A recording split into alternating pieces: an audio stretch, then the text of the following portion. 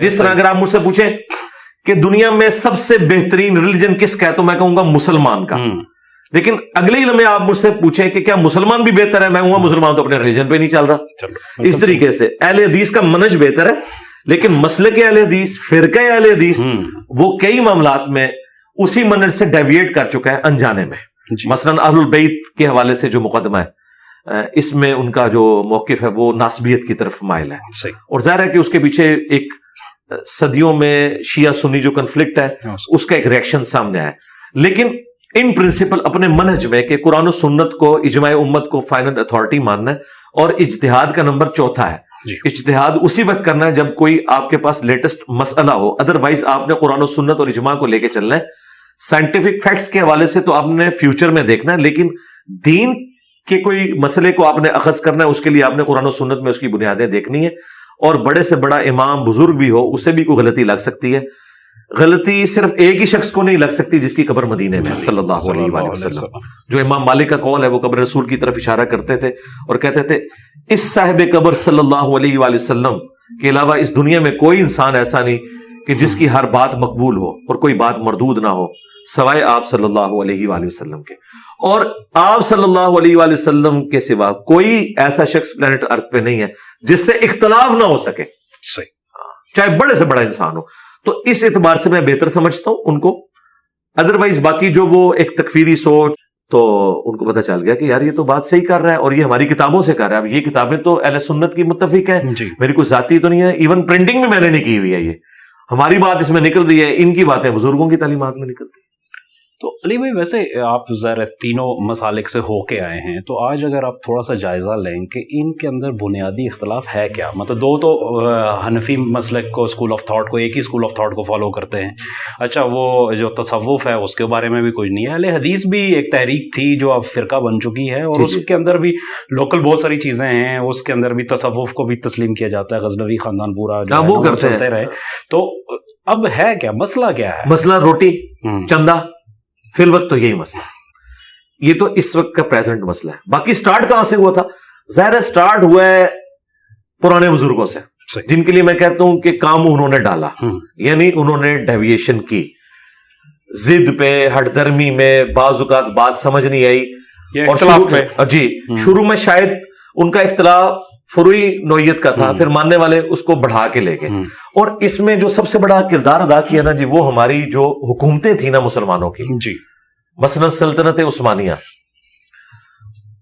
1517 سے 1917 تک 400 سال تک انہوں نے حرم مکہ میں 4 مسلح ڈال کے رکھے, حنفی, شافعی, مالکی, حنبلی. انہوں نے اسلام کی جمعیت کو کیسے توڑا؟ 4 امام کھڑے کر دیے. اگر چاروں اہل سنت کے امام حق پر تھے تو بھائی آپ 4 نمازوں میں آلٹرنیٹو ڈیوٹیاں لگا لیتے کہ فجر حنفی پڑھائیں گے, ظہر شافعی پڑھائیں گے, اور اسی طریقے سے عصر مالکی پڑھائیں گے, اور مغرب جو ہے وہ حنبلی, اور پھر عشاء میں پھر حنفیوں کی باری آ جائے گی. یہ نہیں انہوں نے کیا, پیرلل میں مسلح, پیرلل میں نمازیں. اور اس وقت تو بعض اوقات بیچارے وہ جب پیرلل میں مغرب کی نماز تو کٹھی ہو رہی ہوتی تھی نا, وہ بعض اوقات ایک امام کی آواز دوسرے تک پہنچتی تھی, وہ سر جو ہے وہ سجدے سے اٹھا لیتا تھا, بعض بتا دیتا او نہیں یہ ہمارا امام نہیں وہ والا ہے. یہ سارے تماشے لگتے تھے. یہ کس کی سرکردگی میں ہوا؟ سلطنت عثمانیہ کی. ٹھیک ہے, یہ حکومتیں چونکہ گود لیتی تھیں اور یہ اس طریقے سے پروان چڑھتا رہا. ان سے پوچھیں یار, ایک طرف آپ کہتے ہو چاروں امام حق میں ہیں, تو 3 امام تو رفع الیدین کرتے ہیں, امام مالک, شافعی, احمد بن حنبل. مالکیوں میں 2 گروہ بعد میں بن چکے ہیں, لیکن وہ بھی گروہ اس بنیاد پہ نہیں کہ رفع الیدین کو منسوخ مانتے ہیں, وہ کہتے ہیں بغیر اس کی بھی نماز ہو جاتی ہے. رفع الیدین کو بہرحال وہ بھی مانتے ہیں. بھائی 4 ججز میں سے 3 نے فیصلہ دیا, اور پھر جب اہل سنت کے یہ امام دیکھیں یہ تو سارے کے سارے رفع الیدین کوئی پرائرٹی دیتے ہیں, تو یہ تو وہ ہمارے استاد مولانا اسحاق صاحب رحمہ اللہ کہا کرتے تھے کہ پہاڑ کے مقابلے پہ چوہے والا سائز بھی نہیں ہے ان کے مسائل کا, لیکن ان کا کانفیڈنس لیول عروج پہ اس لیے کہ انہوں نے حکومت کی ہے. قاضی ابو یوسف نے وہ عہدہ قبول کر لیا تھا کہ جو امام حنیفہ نے ریجیکٹ کیا. پھر حکومتی لیول پہ جو آپ کی بنو عباس تھی, عباسی امپائر, انہوں نے فقہ حنفی کو رائج کیا ہے پوری دنیا کے اندر. اس وجہ سے دوسری طرف اہل حدیث کو اتنی پذیرائی نہیں ملی. تھے اس وقت بھی یہ اہل حدیث جو آپ تحریک کی بات کر رہے ہیں نا, یہ آپ نشت ثانیہ کے ہے, شروع سے ہے. امام مسلم نے مقدمے میں لکھا ہے اہل حدیث کے بارے میں, اہل سنت کے بارے میں, امام بخاری نے لکھا ہے, امام ترمذی نے لکھا ہے, اور یہ ٹرم اس وقت سے یوز ہو رہی ہے, اصحاب الحدیث, اہل حدیث, اہل سنت. ایون شیخ عبد القادر جیلانی نے لکھا ہے کہ اہل حدیث ہی اہل سنت ہے. پریکٹیکلی یہ سب کچھ موجود تھا، لیکن وہ ظاہر ہے کہ جب حکمرانوں نے گود لے لیا ان مسالک کو، اور پھر جو صوفیات تھے نا یہ سوٹ بھی کرتے تھے حکمرانوں کو، کیوں؟ دوسرے لوگ تو پھر باغی ہو جاتے ہیں، صوفی ان کو سوٹ کرتے ہیں. جب مغل امپائر کے بھی جو بڑے ہیں وہ بھی درباروں میں بیٹھے رہتے تھے تو درباروں والے بھی سوٹ کرتے تھے. اورنگزیب عالمگیر ہمارے پرکھ ہیں، میں مغلیہ خاندان سے ہوں، تو میں تو یہ حق رکھتا ہوں کہنے میں کہ اس کے بارے میں مشہور ہے کہ وہ ٹوپیاں بنا کے گزارا کرتا تھا، اور جی نماز اس نے کبھی نہیں چھوڑی، لیکن کوئی بھائی بھی زندہ سلامت نہیں چھوڑا. باپ کو بھی قید میں ڈلوایا 9 سال کے لیے، اور یہ اسی عورت کا بیٹا تھا جس کے لیے تاج محل اس کے باپ نے شاہ جہاں نے بنوایا تھا. یہ ان لوگوں کا حال تھا.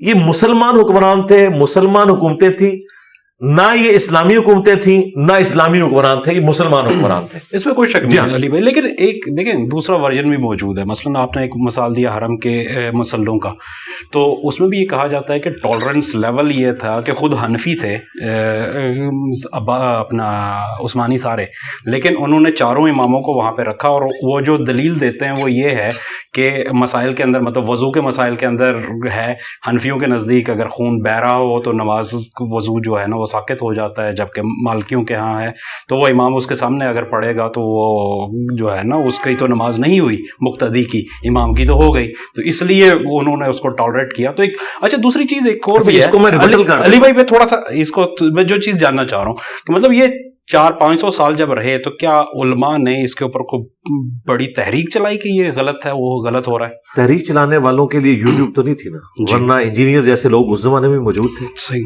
امام ابن تیمیہ وہ باغی تھے اس پورے سسٹم کے، 728 ہجری میں فوت ہوئے ہیں. نہیں لیکن وہ تو عثمانیوں سے بہت پہلے کی بات ہے، پہلے کی بات ہے. اس کا مطلب ہے کہ انہوں نے بغاوت کن کے خلاف کی تھی؟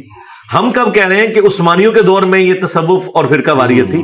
فرقہ واریت تو شاہ ولی اللہ دہلوی نے حجت اللہ البالغہ میں لکھا ہے کہ پہلے 300 سال سلامت گزرے ہیں، 4 صدی ہجری میں یہ بدعت شروع ہوئی، اماموں کی اندھی تقلید، اس کو بدعت لکھا ہے انہوں نے. اور ہمارے مدارس میں حجت اللہ البالغہ سلیکٹیو سٹڈی کروائی جاتی ہے. شاہ ولی اللہ کو آپ بریلوی دیوبندیوں سے پوچھیں، وہ کہیں گے ہمارے مجدد ہیں. اہل حدیث کہتے ہیں ہمارے مجدد ہیں، اور پڑھا کسی نے بھی نہیں ہوا. پڑھ کے دیکھیں تو آپ کو پتا چلے گا انہوں نے کسی کو نہیں چھوڑا. انہیں اندازہ ہو گیا تھا کہ یہ سارے کا سارا، انہوں نے پتا کیا لکھا ہے اس میں؟ انہوں نے کہا کہ اب وقت آ گیا کہ ہمارے پاس احادیث کی کتابیں ایک جگہ موجود ہیں، ہمیں ان احادیث کی کتابوں کی روشنی میں ایک نئی فقہ مرتب کرنی چاہیے، جس میں جس امام کا جو مسئلہ قرآن و سنت کے خلاف ہے، اپنے لمیٹڈ نالج کی وجہ سے کہ اس تک حدیث نہیں پہنچی تھی، وہ ہم ریجیکٹ کر کے ایک نئی فقہ مرتب کریں قرآن و سنت کی بنیاد کے اوپر، اور وہ لوگوں میں ہم پریزنٹ کریں. اور وہ کام وہ تو نہیں کر سکے، میں نے کر دیا اللہ کے فضل سے. ہم کہتے ہیں کہ چھوڑیں یہ خون کو وضو نکلنے کا مسئلہ. آپ بتائیں حدیثیں کیا کہتی ہیں؟ حدیث تو یہی بتاتی ہے کہ خون نکلنے سے وضو نہیں ٹوٹتا. اس مسئلے میں امام شافعی حق پر ہیں، اور ان دونوں کی ہم دلائل بخاری مسلم سے پیش کریں گے. ٹھیک ہے، بخاری مسلم تو کسی کے وہ آپ سمجھ لیں لے پالک تو نہیں تھے، نہ وہ کسی کے بینیفیشری تھے، انہوں نے احادیث جمع کی ہیں، ہمارے سامنے موجود ہیں. تو یہ جو آپ کہہ رہے ہیں نا کہ اس وقت مخالفت کرتے تھے، لیکن اس وقت اس طرح کے لوگوں کو حکمران غائب کروا دیتے تھے. اور یہ اتنے آسانی سے کہنا کہ جی بڑا نیکی کا کام کیا، تو مجھے یہ بتائیے دنیا میں 15 سے 20% تو شیعہ بھی تھے، کیا وہ مسلمانوں کا ایک گروہ نہیں؟ ایک مسلح ان کا کیوں نہیں انہوں نے ڈالا وہاں؟ تو فرقہ واریت تو کی سلطنت عثمانیہ نے کہ سنیوں کے 4 فرقوں کے مسلح ڈالے، اور وہ بھی سنیوں کے 4 فرقوں کے اہل حدیث اس وقت بھی موجود تھے. مفتی کفایت اللہ دہلوی جو دیوبند کے پہلے مفتی اعظم تھے، انہوں نے خود لکھا ہے کہ شروع سے اہل سنت کے 5 مسلک رہے ہیں، حنفی، شافعی، مالکی، حنبلی اور اہل حدیث. اور یہی بات شاہ ولی اللہ دہلوی نے بھی لکھی حجت اللہ البالغہ میں. جب ان کو پتا تھا کہ سنیوں کے 5 مسلک ہیں، پھر 4 مسلح کیوں ہوتے؟ سنیوں کے تو 5 مسلح ہونے چاہیے اور 6 شیعہ کا ہونا چاہیے تھا. اور آج ہوتا تو میں اپنا بھی ڈیمانڈ کرتا کہ بھائی تھوڑے فرقے تو زیادہ ساڈے اسٹوڈنٹ نے، ٹھیک ہے، اور میں یہ کہتا کہ بھائی ایک ہی مسلح ڈالو اور باری باری آپ رکھ لو. اور میں آپ کو بتاؤں ان کے لیے اتنی کافی، اللہ نے کتنا ان کا غرور توڑا ہے. 8 حنفیوں کا ایک مسلح ہو ہی نہیں سکتا. بریلوی اور دیوبندی اتنی بڑی تفریق ہے کہ یہ آپس میں ہی لڑیں گے، حنفیوں کے بھی 2 مسلح ڈالنے پڑ جائیں گے. تو جو لوگ ان کے بزرگ کہتے تھے نا کہ حضرت عیسیٰ علیہ السلام فقہ حنفی کے مطابق عمل کریں گے، تو فقہ حنفی تو گئے. یہ مطلب ڈیبیٹیبل ہو گیا کہ وہ جو ہے بریلوی ہوں گے یا ظاہر ہے جی، بتائیں نا کس فقہ حنفی میں عمل کریں گے. یہ بات ہی جعلی تھی. یہ لکھی مجدد الفسانی شیخ احمد سرندی نے، جسے مجدد یہ لوگ کہتے ہیں. اس نے یہاں تک لکھا کہ اگر کوئی پیغمبر بھی اس امت میں آیا نا تو وہ فقہ حنفی میں سے آئے گا، اگر آتا تو. اب دیکھیں اس قسم کی باتیں کر کے انہوں نے اسلام کی خدمت کی ہے. مطلب چیزیں. اچھا علی بھائی تھوڑا سا چینج کرتے ہیں اس کو. یہ بتائیے گا کہ آج جس جگہ پہ ہم کھڑے ہیں جو ہو چکا وہ تو ماضی میں ہو چکا, آج کیا کوئی سینٹر پوائنٹ ہو سکتا ہے جس پہ لوگ جمع ہو جائے؟ جی وہی سینٹرل پوائنٹ ہے جو بخاری مسلم میں حدیث ہے. نبی صلی اللہ علیہ وآلہ وسلم نے فرمایا کہ میری امت کا ایک گروہ قیامت تک حق پہ قائم رہے گا.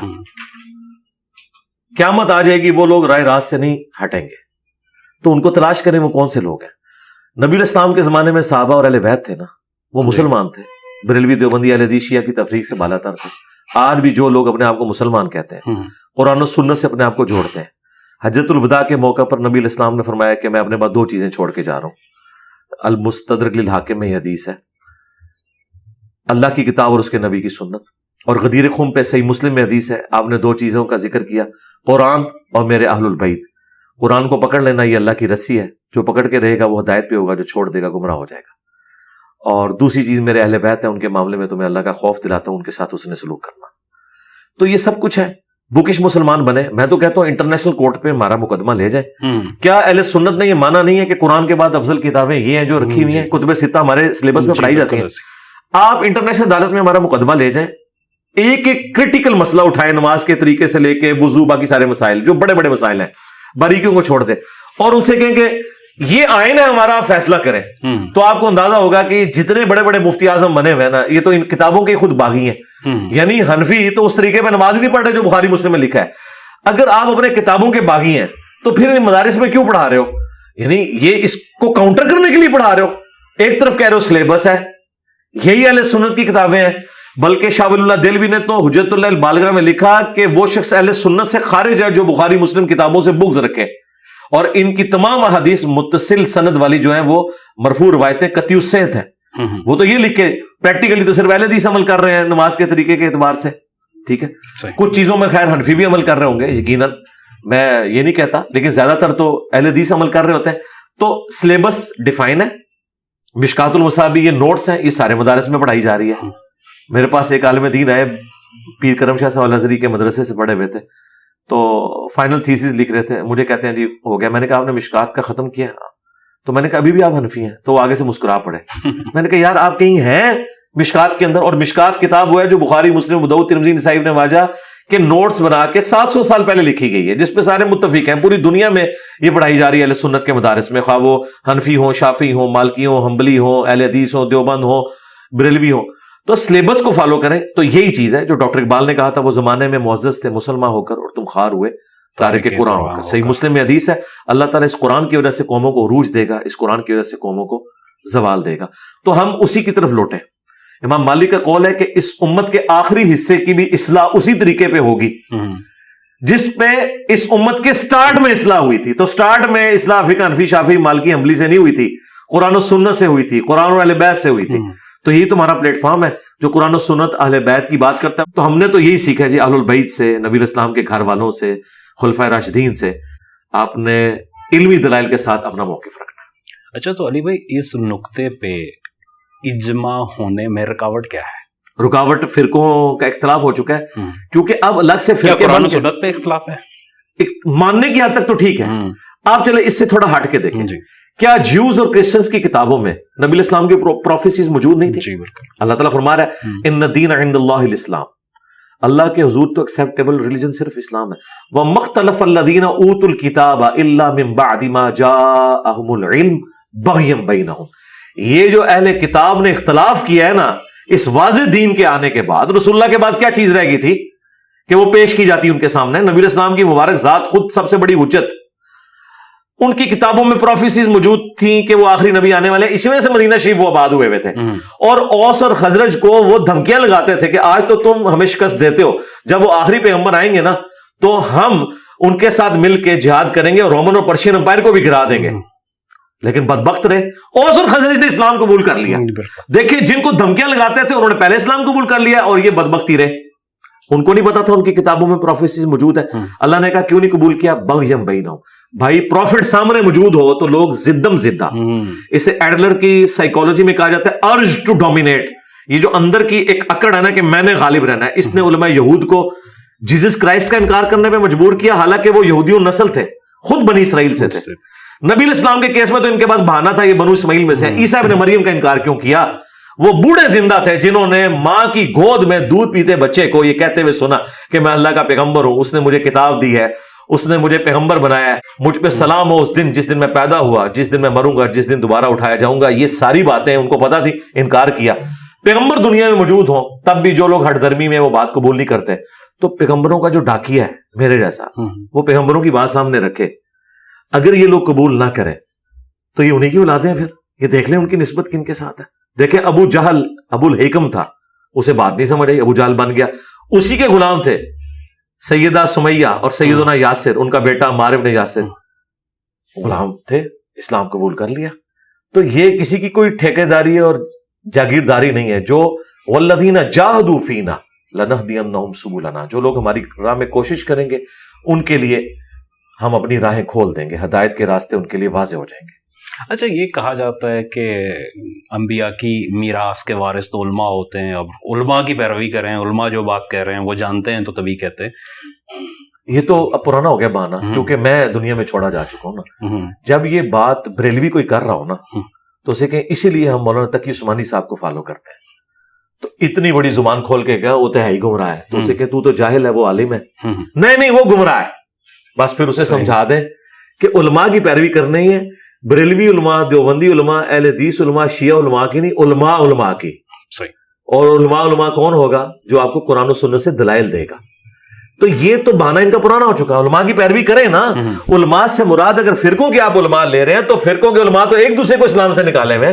دیوبند سے میرے خلاف فتویٰ نکلا کہ اہل سنت سے خارج ہے, تو میں نے اسے ریبٹل کرتے ہوئے تفنن کے طور پر ایک جملہ بولا کہ بھائی میری پیدائش سے بھی آلموسٹ 70 سال پہلے اعلیٰ حضرت احمد صاحب بریلوی صاحب آپ کو اہل سنت سے خارج کر چکے ہیں.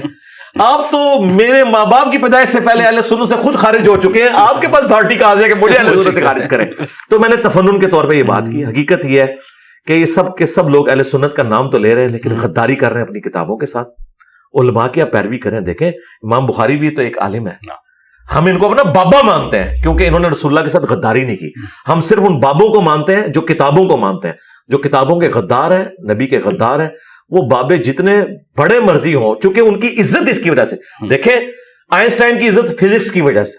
اگر وہ فزکس میں بلنڈر کر دے اور اس پہ اڑا رہے تو پھر ہم کہیں گے بھائی فارغ ہے تو, حالانکہ وہ اڑا نہیں رہا. حقیقت حال یہ ہے کہ اسے جب کسی چیز کا پتہ چلتا تھا اس نے ایکسپٹ کیا. وہ میتھمیٹیکلی اس رزلٹ پہ پہنچ چکا تھا کہ یہ یونیورس ایکسپینڈ کر رہی ہے, لیکن اس نے اگر میں نے یہ بات کی نا تو لوگ ایکسپٹنس نہیں دیں گے. اس نے کہا نہیں اسٹڈی اسٹیٹ یونیورس ہے. اسی کی زندگی میں 1929 میں جب ہبل نے ٹیلیسکوپ کے ذریعے وہ دیکھا اور اسپیکٹرم ڈرا کیا, اس نے جب کہا کہ میں نے تو دیکھ لیا, آئنسٹائن نے آ کے اعلانیہ رجوع کیا, ہبل سے بھی آگے معافی مانگی اور کہا کہ میتھمیٹیکلی میرے فارمولے میں یہ چیز موجود تھی, میں نے جان بوجھ کے اسے چھپائی تھی. یہ دیکھ لو میرا اتنا پرانا یہ تھیسس ہے, میں نے یہ کیلکولیٹ کر لیا تھا کہ یہ یونیورس ایکسپینڈ کر رہی ہے. اور بلیک ہول تو اب پتا چلا, اس نے اس وقت کیلکولیٹ کر دی تھی. تو دیکھیں فزکس کے پروفیسر میں بھی حوصلہ ہے اپنی غلطی ماننے کا, مولویوں میں حوصلہ نہیں ہے. آپ فزکس کے پروفیسر کے آج کے پروفیسر کو بھی کہیں سر بک میں یہ لکھا ہے وہ آپ نے, وہ کہے گا سوری. آپ کسی عالم کو کہیں سرکار آپ نے جو یہ بات بتائی قرآن میں تو یوں لکھا ہے, تو آپ دیکھیں اس کے 3-4 چمچے جو ہے نا وہ کھڑے ہو جائیں گے. ان کے اندر دنیا کے پروفیسرز والا حوصلہ بھی نہیں ہے. یہ ہے ہماری تباہی کی وجہ. یہ عالم ہے ہی نہیں ہے, یہ مولوی ہیں, یہ نقال ہیں.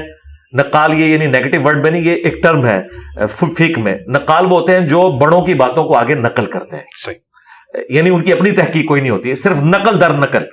تو اوریجنل بکس کی طرف یہ لوگ جاتے نہیں ہیں.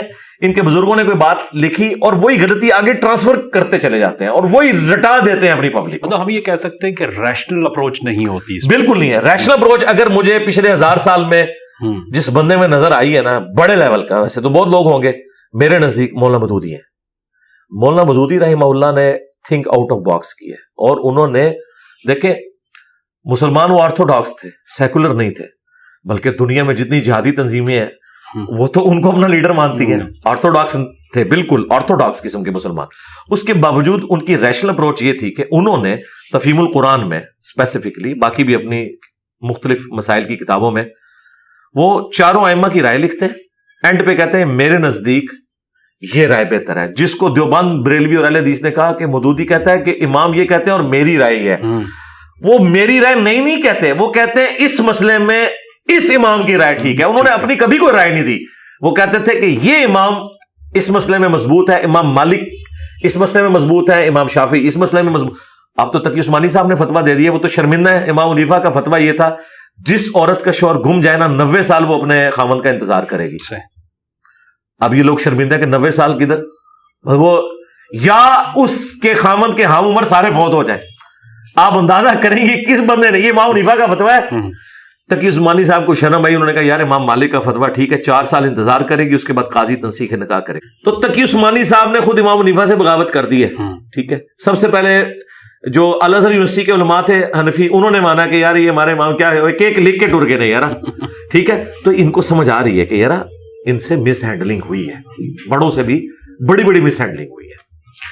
اچھا, ایک آپ نے مولانا ابو الاعلیٰ مودودی کا حوالہ دیا ابھی, تو مولانا ابو الاعلیٰ مودودی ہوں, ڈاکٹر اسرار صاحب ہوں, اچھا یہ تو وہ لوگ تھے جو مسالک سے باہر تھے, آج آپ بھی اسی صف میں آ چکے ہیں. مولانا اسحاق صاحب کا بھی آپ نے ذکر کیا وہاں پہ. تو یہ سارے لوگ جو ہے یہ ماتوب کیوں ہیں؟ اسی لیے کہ انہوں نے مسالک کی جڑیں اکھاڑ کے رکھ دی ہیں نا. انہوں نے مسالک کی خرابیاں بتائی ہیں. بھائی جو آپ کی خرابی بتائے گا اس کو کون اچھا سمجھے گا؟ امر بالمعروف آسان کام ہے, نہیں عن المنکر اتنا مشکل کام ہے کہ امام الانبیاء ہوں, 40 سال تک صادق اور امین ہوں, اور ان کے خاندان کے لوگ اور ان کے شہر کے لوگ انہیں صادق اور امین کہہ کے آنکھوں کا تارا بنا کے رکھے ہوں, اور ان کو راتوں رات ہجرت کرنی پڑ جائے. ان سے تو پرفیکٹ کوئی نہیں تھا, پرفیکٹ سلیبس نہیں تھا, انداز کوئی نہیں تھا, لیکن آپ دیکھیں پیغمبر کو بھی لوگوں نے ایکسیپٹ نہیں کیا. تو مودودی صاحب, ڈاکٹر اسرار, مولانا اسحاق اور میں, ہم تو شاہی کوئی نہیں. جب بھی کوئی سسٹم کو چیلنج کرتا ہے نا, اس کا رزلٹ یہی ہوتا ہے. بنی اسرائیل کو پتا تھا کہ اس وقت حضرت عیسیٰ علیہ السلام کے آنے کا وقت ہو چکا ہے, سب کچھ, لیکن ضد اور ہٹ دھرمی میں انہوں نے ان کے قتل کے فتوے جاری کر دیے. وہ تو اللہ نے ان کو اٹھایا, اپنی طرف سے تو انہوں نے کر دیا, جی کر دیا, اور بندہ بھی ٹانگا ہے. آدھے وہ ٹھیک ہے, بندہ انہوں نے حضرت عیسیٰ کی شکل کا ہی ٹانگا ہے, جس نے ان کے ساتھ خیانت کی تھی, اور وہ ٹانگا گیا. ایک بندہ انہوں نے ٹانگا ہے, وہ تو بعد میں ان کو پتا چلا گنتی کم ہوگی, تو وہ اللہ تعالیٰ نے کہا کہ ان کے لیے مشتبہ ہو گیا معاملہ.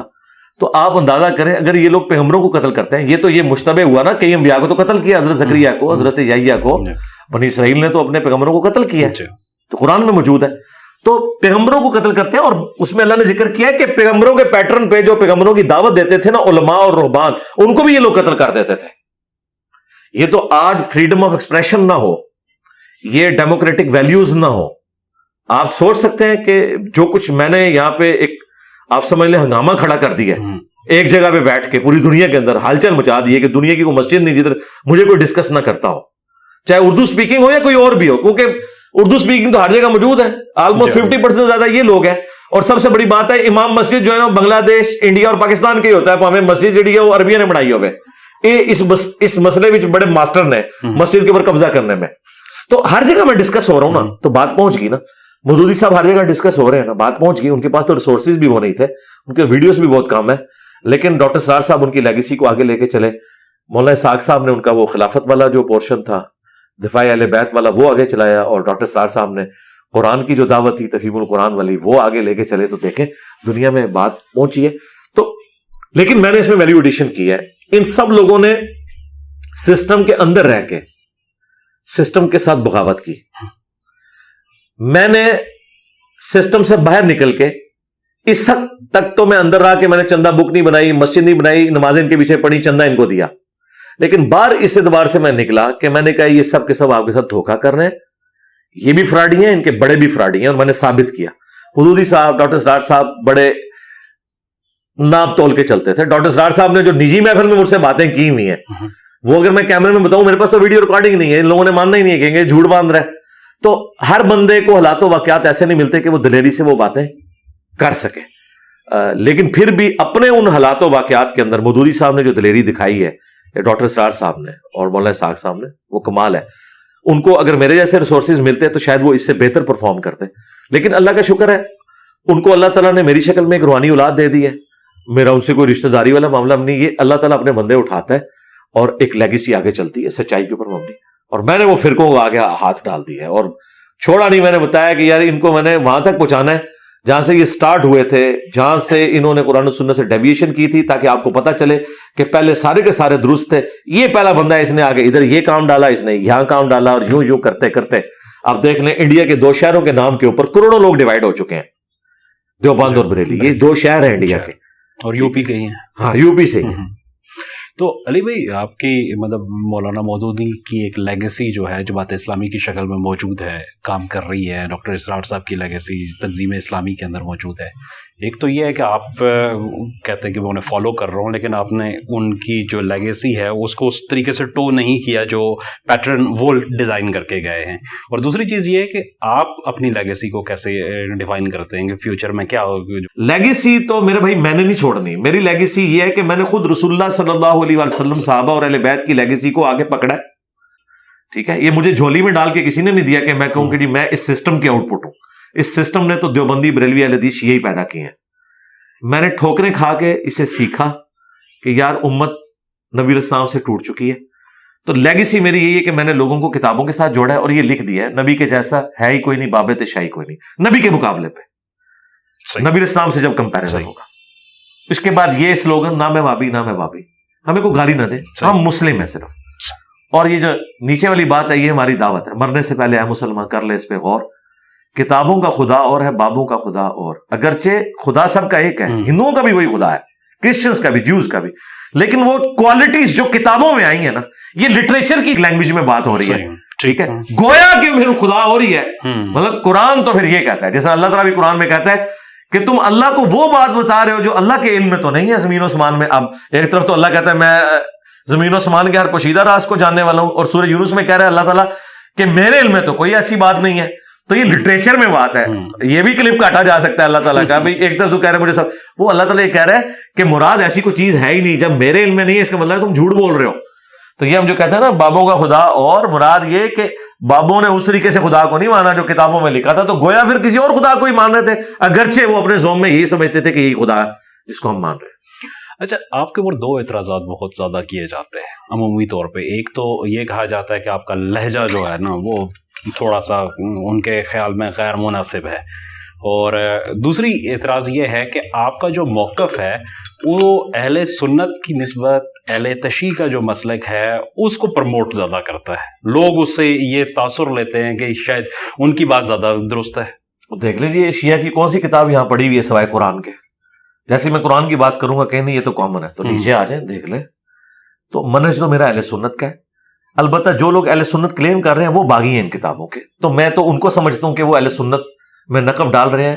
کوئی ناسبیت کو لے کے چل رہا ہے, کوئی رافضیت کو لے کے چل رہا ہے, اہل سنت کو یہ فالو نہیں کر رہے.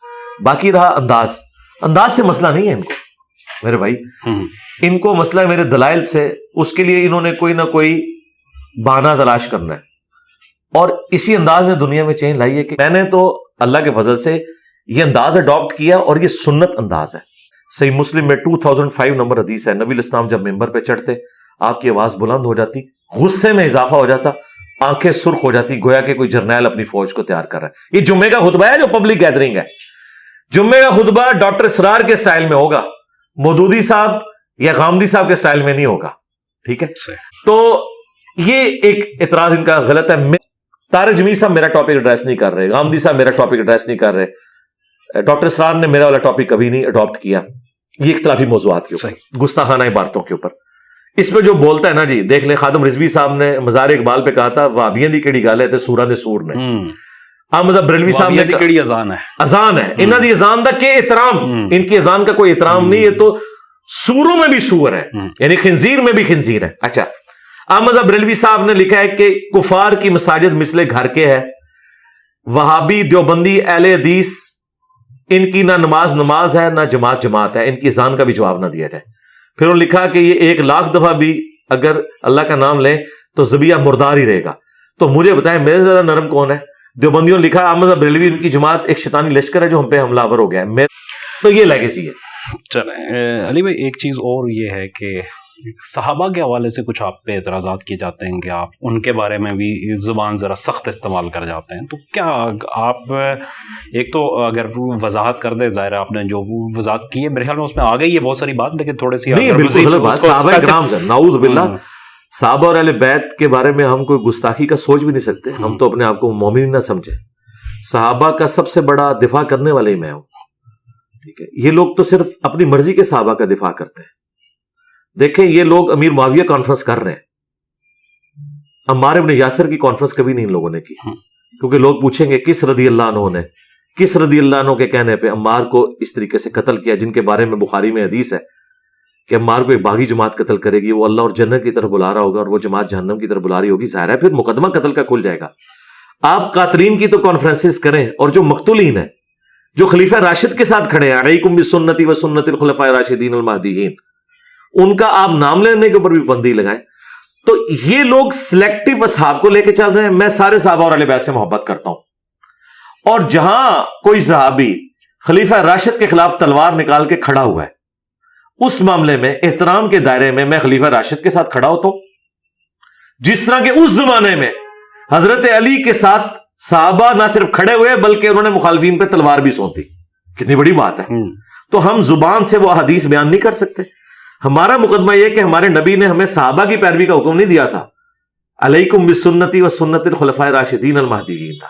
اب حضرت عثمان کے مخالفین کو تو یہ اتنی گالیاں دیتے ہیں، کبھی بلوائی کہتے ہیں، کبھی خارجی کہتے ہیں، کبھی کہتے ہیں جی چھپے ہوئے یہودی تھے. حضرت علی کے مخالفین کے بارے میں آ کے کیوں اس حدیث کو بھول جاتے ہیں کہ آپ نے خلیفہ راشد کی پیروی کرنی ہے.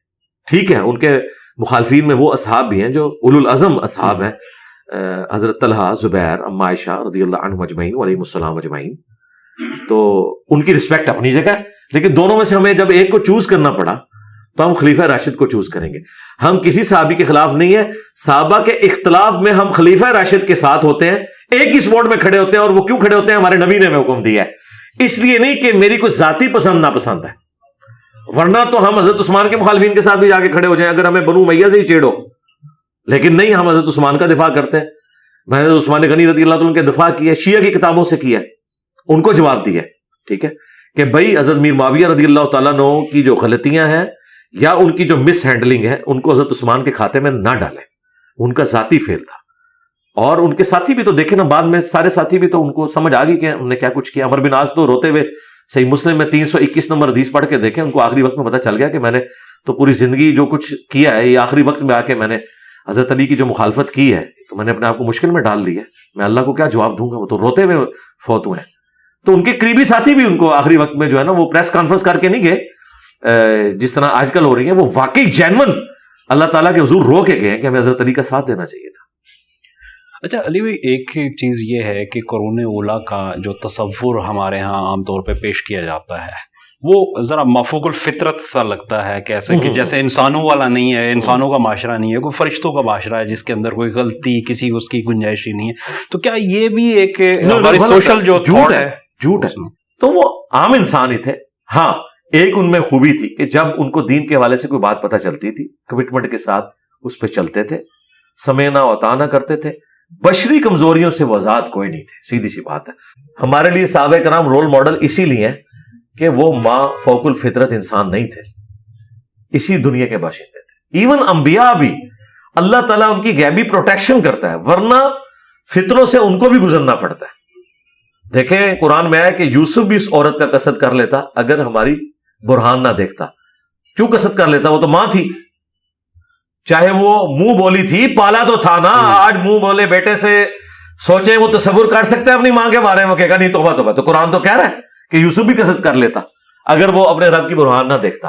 اس کا مطلب ہے اللہ تعالیٰ پیغمبروں کو اسپیشل پروٹیکشن دیتا تھا. وہ مخلص لوگ تھے. ہم مخلص ہو سکتے ہیں، مخلص نہیں ہے. مخلص چنے ہوئے، مخلص اخلاص شو کرنے والے، زیر اور زبر کا فرق ہے. نبی الاسلام کے بارے میں آپ دیکھ لیں، نبی الاسلام بیٹھے ہوئے، صحیح مسلم میں حدیث ہے، سامنے سے کچھ عورتیں گزری، آپ کی نظر اچانک پڑ گئی، آپ نے نظر جھکائی، اور مسلم میں حدیث ہے میرے رب نے مجھے حکم دیا جب نامحرم پہ نظر پڑے تو میں فوراً جھکا لوں. آپ اندر گئے، اپنی بیوی سے تعلق قائم کیا، باہر آئے اور فرمایا کہ اگر کسی کی نامحرم عورت پہ یوں اچانک نظر پڑ جائے اور اسے بھلی معلوم ہو تو اپنی بیوی کے پاس جائے، اس کے پاس بھی وہی ہے. دیکھیں آپ کے پیغمبر کوئی ڈھکی چھپی بات نہیں کرتے, وہ بالکل کلیئر کٹ بات کرتے ہیں, امت کو تعلیم دیتے ہیں. تو یہ ما فوق الفطرت جو معاملات انہوں نے تو بابوں کو بنایا ہوا ہے, تو اسی تو ہم کہہ رہے ہیں بابے نے شاہی کوئی نہیں, چھوڑ دیں. اچھا مجھے بتائیں, ان بابوں کی لیگیسی جو لے کے چل رہے ہیں اس زمانے میں, ان کے تو عورتوں کے سکینڈل آتے ہیں, ان کی تو گاڑیوں کے جائیدادوں کے سکینڈل آتے ہیں, سب کے سب لوگ پولیٹیشنز ہیں, M N A M Ps ہیں, وزیر ہوتے ہیں ہر حکومت میں. لوگ کہتے ہیں نہیں یہ ڈبہ پی رہے ہیں, ہم کہتے ہیں اصلی کدھر ہے, سارے ڈبہ ہوتے ہیں, صرف اصلی وہ ہے جس کا پتہ نہیں چلا کہ یہ ڈبہ ہے. تو اس کا اب جو ہے ہماری جو مذہبی جو روایات ہیں وہ ہماری جو سوشل لائف ہے اس سے تو پھر نکل رہی ہے نا. دیکھیں نا, تو اللہ نے ہمارے ذریعے ایک آواز بلند کی ہے. میں نے تو بہت پہلے کہا تھا اگر ہمارا پلیٹ فارم نہ ہوتا تو آپ کی ینگ جنریشن نے ایتھیسٹ ہو جانا تھا, کیونکہ جو ریلیجن آپ نے ان کو بتایا نا شعبدہ بازیوں والا, یہ تو دین نہیں ہے, سیدھی سی بات ہے. قرآن و سنت کی تعلیمات تو یہ نہیں ہے. ٹھیک ہے, آپ لوگ سائنس سے نفرت کرتے ہیں, اور قرآن تو 1000 سے زیادہ آیات جو ہے سائنٹیفک فیکٹس کے اوپر, فزیکل فینومینا آف نیچر کے اوپر ہے. تو ماڈرن دور میں سمجھتا ہوں مولانا مودودی رحمہ اللہ, اس کے بعد ڈاکٹر اسرار صاحب, احمد دیدار صاحب, ڈاکٹر ذاکر نائک, یہ ہمارے پلیٹ فارم سے اللہ کا شکر ہے. اس میں تو خیر بہت بڑے پیمانے پہ ہوا ہے نا, یہ لوگ تو اپنی بات کرتے ہیں نا, میں نے تو چھوڑا ہی کسی کا کچھ نہیں ہے نا. جس نے جو بات کی میں نے تو بابوں کی ایک ایک چب درست کی ہے. یعنی یہ نہیں کہ میں نے اپنی صرف بات رکھی ہے, میں نے اس کا روٹ کاز انالیسس کیا ہے کہ جدھر جس نے فراڈ کیا نا, میں نے کہا نہیں چھوڑوں گا. میدان میں لے آؤ, جس کو کہتے ہیں نا, وہ ایک جواد نقوی صاحب نے بڑی اچھی بات کی تھی کہ انجینئر صاحب انستھیزیا کے بغیر آپریشن کرتے ہیں. ٹھیک ہے, اور یہ میری مجبوری ہے, میں انستھیزیا بھی دے کے بھی آپریشن کروں نا تب بھی یہ ڈر ہے کہ ان کو ہوش ہی نہ آئے, تو اس لیے مجھے بعض اوقات اس طرح کے آپریشن کرنے پڑ جاتے ہیں. تو میں نے تو اللہ کے فضل سے, اور میں نے سے مراد ہے اللہ نے کام لیا. ظاہر ہے کوئی شخص اتنی ہمت دکھا سکتا ہے. لوگ کہتے ہیں یار کس ملک میں رہ کے کس طرح کی باتیں کر رہے ہیں. تو دیکھیں ہمارے مخالفین کتنے اٹھے, کیا کچھ نہیں انہوں نے کیا. ایف آئی آر سے لے کے, مرڈر اٹیمپٹ سے لے کے, مسجدوں میں جمعے پڑھانے سے لے کے, آج دیوبند مدرسے کا, کل ہمیں کسی نے انڈیا سے وہ بھیجا ہمارے اسٹوڈنٹ نے, مطلب دیوبند کے محتمم جو 4 روزہ 5 روزہ اپنا کورس کروا رہے ہیں, اور وہ باقاعدہ انہوں نے پورا ارینج کیا کہ اپنے مسلک کو کیسے لے کے چلنا ہے. اس میں ایک دن پورا میرے اوپر رکھا ہے انجینئر علی مرزا کا فتنہ. جی ٹھیک ہے, بریلویوں کا فتنہ نہیں لکھا ہوا اس میں, قادیانیوں کا فتنہ الگ سے لکھا ہوا ہے, اور منکرین حدیث کا فتنہ الگ سے لکھا ہوا ہے, اور انجینئر صاحب کا فتنہ الگ سے لکھا ہوا ہے. یعنی آپ دیکھیں کہ انہوں نے ہیٹ فیل کر دی ہے کہ یہ امپائر اب یہ کھڑی ہو رہی ہے. امپائر کچھ عرصہ پہلے ویسے دیوبند نے مولانا مودودی کے حوالے سے بھی ایک پوری ورکشاپ کنڈکٹ کروائی تھی مناظرین. اب مودودی صاحب تو ان کو ہضم ہو گئے ہیں, مودودی صاحب کا غم ان کو بھول گیا ہے, مشکلیں پڑی اتنی آسان ہو گئیں. انہوں نے اب یہ جو آپریشن دیکھا ہے نا, وہ کہتے ہیں مودودی صاحب تو وہ شریف آدمی تھے, وہ تو خلافت و ملوکیت لکھ کے چلے گئے, وہ تو جو خریدتا تھا وہ خریدتا تھا. انجینئر صاحب نے تو ایک ریڈی بان کے ہاتھ میں بھی جنگ جمل صفین نہروان کا کلپ پہنچا دیا ہے, اور حدیثیں وہاں دکھا دی ہیں, خریدنے کی ضرورت ہی نہیں ہے, اور حدیثوں سے مقدمہ پیش کیا ہے. ایک جج کے ہاتھ میں بھی, ایک جرنیل کے ہاتھ میں بھی, ایک وکیل کے ہاتھ میں بھی, ایک ڈاکٹر کے, ایک انجینئر کے ہاتھ میں بھی. اور دیکھیں ہماری آواز ہر طبقے تک پہنچ رہی ہے. ایون جو لکھنا پڑھنا نہیں جانتا نا, ان میں بھی لوگ ہیں, انٹلیکچوئلز میں بھی ہیں. یہ کون سی دعوت ہے؟ آپ ان بڑے لوگوں کا جن کا ذکر کر رہے ہیں نا, ان کو تو ممی ڈیڈی لوگ انٹیلیجنشیا سنتا ہے, لیکن ہماری بات انٹیلیجنشیا کو بھی ویسے ہی سمجھ آتی ہے جس طرح عام پبلک کو سمجھ آ رہی ہے, گراس روٹ لیول کے اوپر. تو مودودی صاحب تو ان کو اب ہضم ہو گیا, وہ کہتے ہیں مودودی صاحب تو کچھ کیا ہی نہیں ہے. اور یہی وجہ ہے کہ جو سمجھدار علماء ہیں انہوں نے اسٹیٹمنٹ دی اپنی نجی محفلوں میں کہ انجینئر مودودی سے بڑا فتنہ ہے, کیونکہ وہ فتنہ بہت تھوڑے لوگوں تک تھا, وائرل نہیں ہوا تھا. اس زمانے کے اعتبار سے وائرل تھا. علماء نے دیکھیں ان کے خلاف جو کتابیں لکھی ہیں نا, وہ اس خلافت و ملوکیت کا جواب دیا ہے. اور میں خلافت و ملوکیت کے دفاع میں جتنی دلیری سے بول کے, میری جو ویڈیوز ہیں, خلافت و ملوکیت اتنی پرنٹ نہیں ہوئی ہیں جتنی میرے ان کلپس کے اوپر ویورشپ آئی ہوئی ہے, اور جو واٹس ایپ کے اوپر ہے وہ الگ سے, اور جو ٹک ٹاک پہ الگ سے. تو وائرل تو مودودی صاحب اب ہوئے ہیں. تو علی بھائی آخر میں آپ کو میسج دینا چاہیں. میسج تو ہمارا وہی ہے جو ہم نے لکھا ہوتا ہے, مرنے سے پہلے اے مسلمان کر لے اس پہ غور, کتابوں کا خدا اور ہے, بابوں کا خدا اور اس کا جو کلائمیکس ہے وہ ہمارا یہ والا شعر ہے, نبی کے جیسا ہے ہی کوئی نہیں, بابے شاہی کوئی نہیں, نبی علیہ السلام کے مقابلے پہ کوئی بڑے سے بڑا بابا ہے, خواہ وہ پرانا بابا ہو یا نیا بابا ہو, خواہ انجینئر کو کوئی بابا خدا نخواستہ بنا لے, تو آپ نے اس کو نہیں دیکھنا, آپ نے اس کو فالو کرنا ہے کہ جن کی قبر مدینے میں صلی اللہ علیہ وسلم. بس یہی میرے. علی بھائی بہت شکریہ, جزاک آپ نے اللہ خیر. وقت دیا ہمیں. صحیح ہے. اور دعا کے حوالے سے سر کیا اس میں ہے کہ بہت سے لوگ, میرا ایک دوست ہے آج کل, آپ کو پتہ ہے جو پاکستان کی یونیورسٹیز ہیں اس میں ایتھیزم ایک فیشن کے طور پہ چل رہا ہے, کہ میرے دوست نے ایتھیسٹ ہونے کی اپنی یا اس طرف جانے کی وجہ یہ بتائی کہ یہ جو ہمارے یہاں کچھ مقبول وقت ہیں, کچھ مقبول گھڑیاں ہیں کہ جی اس ٹائم پہ دعا ضرور قبول ہوتی ہے, تو میں نے پوری رات اتنے 100 نوافل پڑھے, اتنی دعائیں مانگی, تو میری دعائی قبول نہیں ہوئی, اتنے دن میں یہ کرتا رہا. تو اس طرح کے لوگوں کو آپ کیا رسپانس؟ اس طرح کے لوگوں کی گمراہی کی وجہ وہ علماء ہیں جنہوں نے ان احادیث کے مطالب ہی ان کو نہیں سمجھائے. دیکھیں فزکس کے پروفیسر نے تو ایمانداری کی کہ آپ کو فزکس سمجھا دی, آپ کو گریوٹی بھی بتائی اور آپ کو تھیوری آف ریلیٹیوٹی بھی بتا دی, لیکن ہمارے علماء دین نہیں لوگوں کو صحیح بتا سکے کہ دعا کی قبولیت سے مراد کیا ہے, یہ نہیں نہ بتا سکے, یہ ان کا قصور ہے. باقی جو ڈینائل آف گاڈ ہے اس کا تعلق اس کے ساتھ نہیں ہے.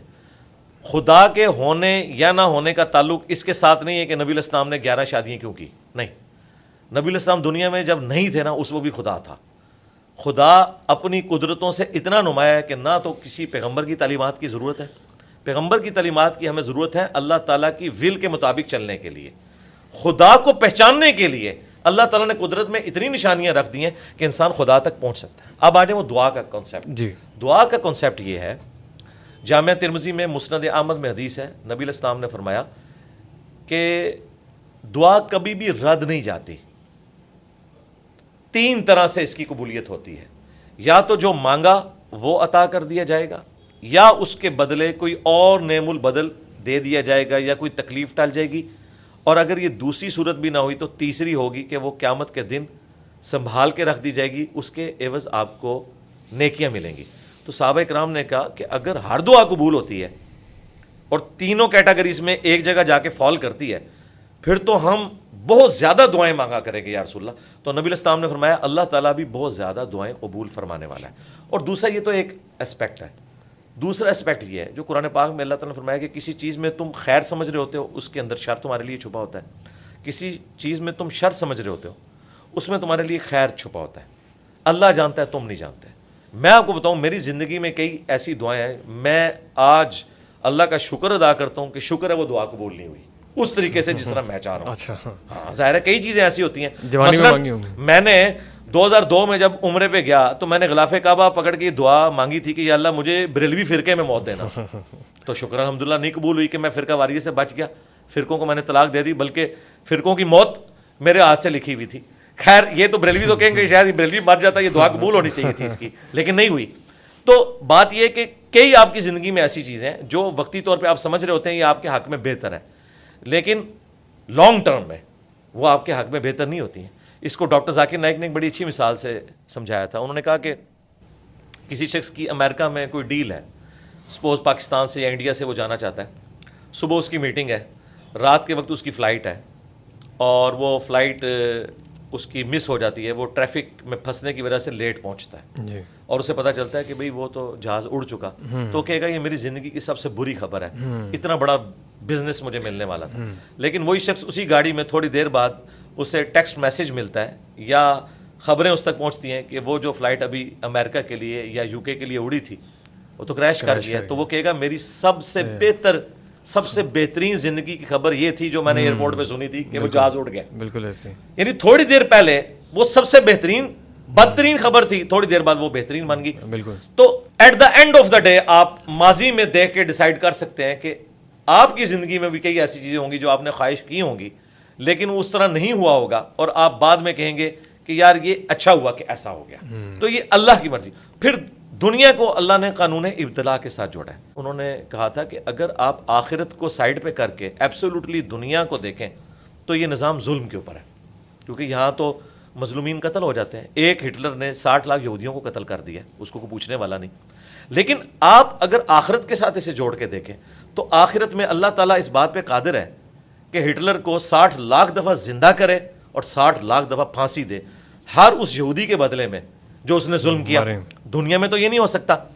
آخرت کے بغیر اگر آپ بات کریں گے تو دنیا میں آپ کئی اعتراضات کریں گے کہ لوگ بھوک سے مر رہے ہیں جی, لوگوں پہ ظلم ہو رہا ہے جی, فلاں کا کیا قصور تھا. لیکن آپ اگر آخرت کے ساتھ جوڑیں گے تو دنیا اللہ نے قانون ابتلا پہ یعنی टेस्ट के ऊपर बनाई है, किसी को अल्लाह ताला दे के आजमाएगा, किसी से लेके। यार इन चीजों के ऊपर तो एतराज बनता ही नहीं किसी सेकुलर का या एथियस्ट का कि जो अल्लाह ताला ने कानून बनाया है। इसी तरीके से एतराज है कि कोई एथियस्ट कहे कि अदल तो ये है कि प्रेगनेंसी की तकलीफ से एक दफ़ा औरत गुजरे और अगली दफ़ा मर्द, करके देख लो। फिर भाई हम अपनी डोमेन से बाहर नहीं निकल सकते, ये विल ऑफ गॉड है। इस तरह के जो क्वेश्चन है उनके बारे में कुरान में है ला युसअलु अम्मा यफअल वहुम युसअलून। अल्लाह को कोई नहीं पूछ सकता उसने ये क्यों किया, अल्लाह सबको पूछ सकता है। आप खुदा को क्वेश्चन कर सकते हैं कि खुदा है या नहीं, वंस खुदा है ना फिर विल ऑफ गॉड चलेगी, क्योंकि उसकी क्रिएशन है। यानी ये जिन लोगों ने माइक बनाया है, अब मैं कहूँ ये इधर नहीं इधर होता तो भाई मैं खुद बना लूँ ना, या मैं अपनी कोई कंपनी लॉन्च कर दूँ, या मैं पेमेंट पे अपनी मर्जी का बनवा लूँ, मैं इन पे इतराज नहीं कर सकता। ये कोई ऐसा अथेंटिक किस्म का मॉडल ले, मैं उसमें भी गलती निकाल दूंगा कि ये नहीं ये होना चाहिए। देखें कई चीज़ें तो प्रैक्टिकली इन्होंने मान ली है। ओलंपिक्स में क्या औरतों की हॉकी की टीम का मुकाबला मर्दों की हॉकी की टीम से होता है? कतई नहीं। तो वहाँ इक्वालिटी इनको याद नहीं आती, यानी इन्होंने खुद मान लिया है कि यार मर्द औरत इस तरीके से तो बराबर नहीं है। तो यही बात जब इस्लाम करता है, कहते हैं जुल्म कर रहे हैं, इक्वालिटी नहीं कर रहा। हम कहते हैं कि अल्लाह ताला ने जिसके लिए जो बेहतर था वो रखा, हम उसके ऊपर राजी हैं। ये मुश्किल काम है जी। मेरा ख्याल है कि इस्लाम का जो सेक्स डिसिप्लिन है ना, ऐसा ही सेक्स डिसिप्लिन होना चाहिए। इस्लाम की दो चीज़ें मुझे बहुत पसंद हैं, एक अकीदा तौहीद कि आपको हर तरह के गम से आज़ाद कर देता है, एक खुदा के साथ आप जुड़ जाते हैं, और दूसरा सेक्स डिसिप्लिन। इस सेक्स इतना पोटेंट जज्बा है, फ्राइड ने तो भी आगे बात की है ना जी। इस्लाम तो ये बात कर रहा है ज़ुय्यिना लिन्नासि हुब्बु शहवात मिनन निसा। अल्लाह ताला ने मुज़य्यन किए हैं जो अट्रैक्टिव चीज़ें हैं, उनमें पहले नंबर पे औरतों को जिक्र किया है। तो इसके लिए डिसिप्लिन यही होना चाहिए था जो सूरह नूर में है कि मोमिन मर्दों से कहो कि अपनी निगाहें नीची रखें, और मोमिना औरतों से कहो कि वो भी अपनी निगाहें नीची रखें। और इसमें स्टेप फॉरवर्ड अल्लाह ताला ने करते हुए जो औरतें हैं उनको चूँकि अट्रैक्टफुल बनाया, उनके लिए अल्लाह ताला ने कहा कि वो अपने सीने को भी एक इजाफी कपड़े से ढांपेंगी और अपने सर को भी और चेहरे का भी निकाब करेंगी। जलबाब है, उसकी मॉडर्न फॉर्म ये बुर्का है। ये औरत की कोई तस्लील नहीं है, ये उसकी इज्जत है। औरत का मतलब है छुपाने की चीज़। ये अल्लाह ने उसको रिस्पेक्ट दी है कि तुम इतनी अट्रैक्टिव हो कि तुम्हारी डिग्निटी इसके अंदर है, क्योंकि मर्द तो अपनी बदमाशी से बाज नहीं आएंगे, तुम अपने चेहरे को ढांप लो। बहुत थोड़े लोग हैं जो इस तरह की चीज़ों का ख्याल रखते हैं। तो कानून तो मेजॉरिटी को देख के बनाया जाता है। सेक्स डिसिप्लिन तो फिर इस तरीके से है, उसमें तो कोई एजुकेशन इस्लाम में बिल्कुल नहीं है, और उसमें टीचर्स भी बहुत इन्वॉल्व है। मैं आपको बताऊं, कई मैंने यानी मजहबी टीचर्स देखे हैं, वो फीमेल स्टूडेंट्स को अकेले में अपने कमरों में बुलाते हैं और फिर बाद में कई चीज़ें निकलती हैं। तो इसमें इस हमाम में फिर सारे ही नंगे हैं, जिसने बचना है वो खुद ही बचे। हमने सुबह यहाँ पे दर्स कुरान भी आपका सुना, तो यहाँ पे खातून का भी नज़र भी नहीं आई, और आप इंटरव्यूज़ भी शायद अवॉइड करते हैं खवातीन को देने के लिए। इस वजह से पॉलिसी आपकी सोची समझी है वैसे ही आप अवॉइड करते हैं? दर्स कुरान वीडियो में रिकॉर्ड हो जाता है तो खवातीन अपने घर में देख लेती हैं। यहाँ उनको मैनेज करने के लिए फिर हमें अलहदा से जगह चाहिए, फिर आपको होता है सिक्योरिटी इशूज़, और जब से कैमरे का फितना है तो इसके बाद तो मैं खवातीन के लिए ये कहूँगा कि वो मस्जिद में इत्काफ़ भी ना करें, और किसी ऐसी मस्जिद में जुमे की नमाज भी ना पढ़ें जहाँ पे सीसीटीवी कैमरे लगे हुए हैं, ऐसी जगहों के ऊपर जहाँ औरतें। मतलब ये कि जगह आपके पास हो भी और तब भी नहीं करेंगे ये आप इसके? हाँ नहीं, मैं ये नहीं करूँगा। उसकी वजह ये कि इसके साथ जो आजमाइशें जुड़ी हैं वो बहुत बड़े लेवल की हैं, क्योंकि उन्हें पता है कि जब ये वाला मामला होगा तो इसके साथ फिर कमजोरियाँ बाकी जुड़ी हुई हैं। बाकी हमारी वीडियोस मौजूद हैं, वीडियोस के जरिए इस्तेफादा कर सकते। नबी अलैहिस्सलाम के पास भी जब औरतें आती थीं, एक तो आप उम्मत के रूहानी बाप प्लस औरतें हिजाब में आती थी, वो नबी अलैहिस्सलाम को इस एतबार से देख रही होती थी कि ये हमारे बाप की जगह है। और फिर उसके बाद जो स्पेसिफिकली औरतों के मसाइल थे वो नबी इस्लाम नहीं बताते थे, वो उम्महातुल मोमिनीन के पास भेजते थे। ठीक है, उनके पास जाके अंदर जाके वो गुफ्तगू करती थी। मस्जिद नबवी शरीफ में कभी भी इस तरह की लेगेसी आगे नहीं चली कि कोई एक मर्द बैठ जाए और औरतों के मसाइल बताए। नबी इस्लाम के बाद आपकी उम्महात ने सिखाया, और उसके बाद ताबियात जो औरतें थी वही दीन सिखाती थी। हज़रत अबू बकर, उमर, उस्मान, अली लोगों को, औरतों को दीनी मिसाइल नहीं सिखाया करते थे। ठीक है, इस्लाम में ये सेक्स डिसिप्लिन की वजह से किया गया, क्योंकि फिर इससे, और इसकी प्रैक्टिकल आप मिसाल देख लें, पहले शागिर्दियाँ होती हैं, कुछ अरसे बाद चाचियाँ बन जाती हैं आप लोगों की, और वो फिर आप देख लें वो किस तरह, वो देखें स्टूडेंट का और टीचर का एक रिश्ता है एहतराम का, इसको एहतराम का रिश्ता रहना चाहिए। ठीक है, और इस तरह के जब मामलात हैं, जब आगे चलते हैं तो लोग फिर दीन बदनाम होता है ना, वो कहते हैं नहीं मौलवी देखो जी ये औरतों को इसलिए सिखा रहे होते हैं कि ये कल को ये करना चाहते हैं, फिर ये चीज़ निकलती है ना, और वाकई ऐसा हो भी रहा होता है, प्रैक्टिकली हमने देखा भी है। तो इस तरह की चीज़, और बाज़ औक़ात ना भी हो तब भी लोग स्कैंडल बना लेते हैं। इस वजह से बेहतर ये है कि मैंने 3 चीज़ों के ऊपर पाबंदी लगाई है, औरत, शोहरत और दौलत। तो शोहरत तो माशाल्लाह काफ़ी हो रही है। दौलत تو ہم چندہ نہیں کسی سے لیتے, اپنی جیب سے کراتے. شہرت, اگر آپ شہرت وہ والی کہتے ہیں نا, یعنی میں پریکٹیکلی کسی کے سامنے آ کے میں یعنی اس کو انجوائے نہیں کرتا ہوں کہ میں ہزاروں کے مجمع میں فزیکلی سامنے آؤں, جس کے لیے علماء ترس رہے ہوتے ہیں. آپ نے دیکھا نہیں کیسے ایسے ایسے ہاتھ لاتے ہیں اور بڑا اس کو, میں یعنی ایک کسپرسی کی زندگی گزار رہا ہوں نا, تو وہ اللہ تعالیٰ نے ایک عزت دی ہے نا, جو اللہ کے لیے قربانی کرتا ہے اللہ تعالیٰ اسے اٹھاتا ہے. اور تیسرا یہ والا عورت والا فتنہ کہ جس کی وجہ سے لوگ ہماری دعوت کے اوپر بلیم لگائیں اور پھر میں کلیریفیکیشن دیتا پھروں, پھر یہی ہونا ہے, وہی آپ کے جو چند جو ایسے لوگ ہیں وہ سامنے آ جائیں گے اور وہ چیزیں چھوڑنا شروع کر دیں گے. پینٹ شرٹ والے نہیں اب میں وہ بھی نہیں بولتا نا, کیونکہ اس میں پینٹ شرٹ والے تو شاید اتنے نہ ہوں, کیونکہ وہ خود مطلب کئی معاملات میں انوالو ہوتے ہیں. جو داڑھی پگڑیوں والے ہیں نا وہ اس طرح کے معاملات بنانا شروع کر دیں گے. لہٰذا بہتر یہ ہے کہ بھائی ان چیزوں سے باہر نکلیں. آپ اس کی پریکٹیکل مثال طارق جمیل صاحب کو دیکھ, یعنی طارق جمیل صاحب 8 سے 10 سال پہلے کیا تھے اور اس وقت لوگوں کی نظر میں وہ کیا ہیں. اس کے پیچھے ایک یہی چیز ہے کہ ان سے کچھ چیزیں اپنی شرافت کی وجہ سے, بھلے آپ اس کو بیوقوفی کہہ لیں, مس ہینڈل ہوئیں. آپ کو پتہ ہے وہ یونیورسٹی میں گئے تو وہ ایسے فلائنگ کسنگ کر رہے تھے. میں نے ان کو فون کیا, میں نے کہا سر یہ آپ نے, کہتے ہیں مجھے تو پتہ ہی نہیں اس کو یہ کہتے ہیں. اس کا مطلب کیا ہوتا ہے؟ ہاں اچھا, اب اگر آپ کو نہیں پتا پھر آپ کو کرنا بھی نہیں چاہیے تھا. کیا کیوں؟ آپ انٹریکشن ہوا. اور آپ اس طرح کی چیزیں جب ایک مذہبی پیشوا سے ہوتی ہیں نا, پھر لوگ کہتے ہیں اچھا یہ ہے یار مذہب آپ کا, ایک طرف سیکس ڈسپلن کی بات کرتا ہے, دوسری طرف یہ کر رہا ہے. تو اس میں بہت زیادہ خطرات جڑے ہوئے. آپ میڈیا کے اندر دیکھیں کس طرح کی چیزیں آتی ہیں, تو یہ پھر معاملات بڑے اس میں آگے. سیکس ڈسپلن ہے جو اسلام کا, اس میں احتیاط کرنی, ہاں اس میں احتیاط ہے, اور اس میں احتیاط عورتوں کی بھی ہے. عورتوں کو بھی مردوں میں جا کے کوئی درس دینے کی ضرورت نہیں ہے. ہاں بالکل, اس کی کوئی اسلام میں نہیں ہے کہ آپ عورتیں جا کے مردوں کو جا کے درس دیں گی, یا مرد جو ہے وہ عورتوں کے درس سننے کے لیے جائیں گے اور مثالیں دیں گے اماں عائشہ کی. تو اماں عائشہ تو امت کی ماں ہے, دوسرا ان کے پاس تو وہ نالج ہے جو کسی اور نے ڈلیور نہیں کرنا. اس وقت دنیا میں کوئی ایسی عورت نہیں جس کے پاس ایسا نالج ہے جو اس سے بہتر فارم میں دوسرے لوگوں نے ڈلیور نہ کیا ہو, کہ مردوں نے جا کے انہی کی آواز میں سننا ہے. جبکہ قرآن میں امہات المومنین جو ہماری مائیں ہیں ان کے بارے میں بھی سورۃ الاحزاب میں, سورہ نور میں دیکھیں کیا ڈسپلن آیا کہ تم نے گفتگو ایسے لچھے دار انداز میں نہیں کرنی کہ پردے میں بھی کوئی بات کرنے آپ سے آیا, کوئی چیز مانگنے آیا, اس کے دل کا روگ کوئی رزلٹ نکالے. یعنی ماں کے کیس میں, یعنی ایک آنری طور پہ ماں تو ہے نا, اللہ طرف بارہ ہے کہ ماں نے بھی لچھے دار انداز سے گفتگو نہیں کرنی. اب یہ جو عورتیں جس انداز میں درس دے رہی ہوتی ہیں, مرد کے لیے ان کی آواز کا اٹریکٹیو ہونا, پھر وہ بولنا بھی ایسے انداز میں, تو ایسی عورتوں کو تو مردوں میں کوئی اجازت نہیں ہے کہ وہ درس دیتی پھریں.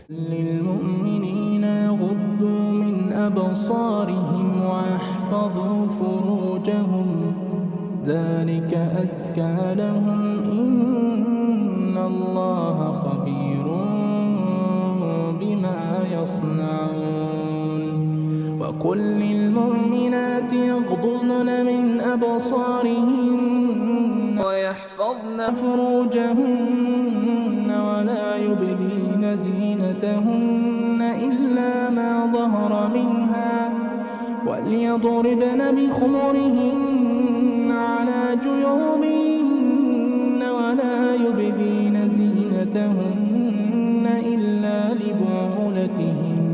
لا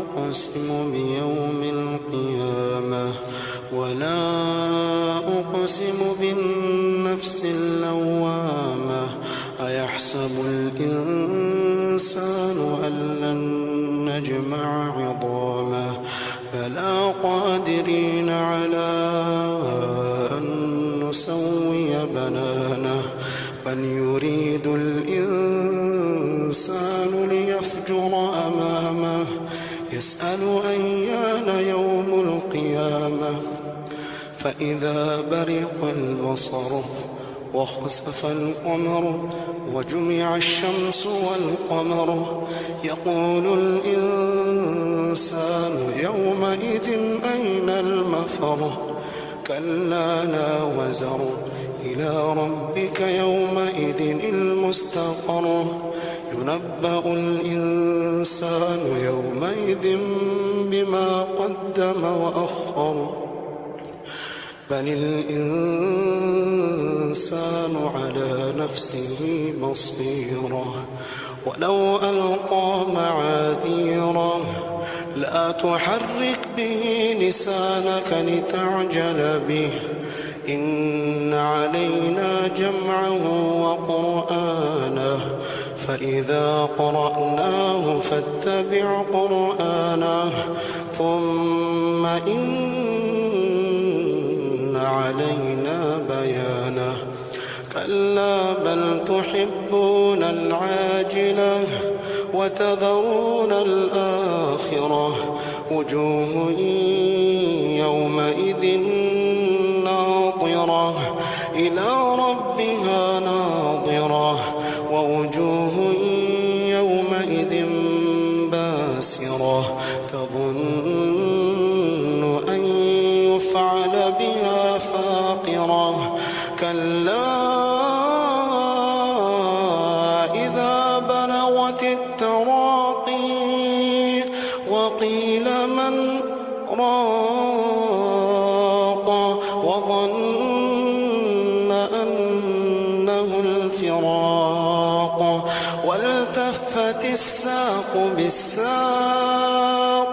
إلى ربك يومئذ المساق فلا صدق ولا صلى ولكن كذب وتولى ثم ذهب إلى أهله يتمطى أولى لك فأولى ثم أولى لك فأولى أيحسب الإنسان أن يترك سدى أيحسب الإنسان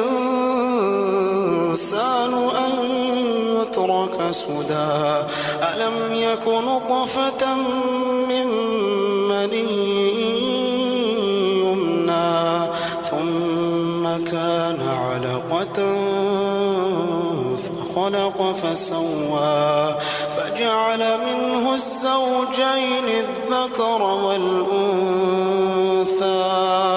أليس ذلك بقادر على أن يحيي الموتى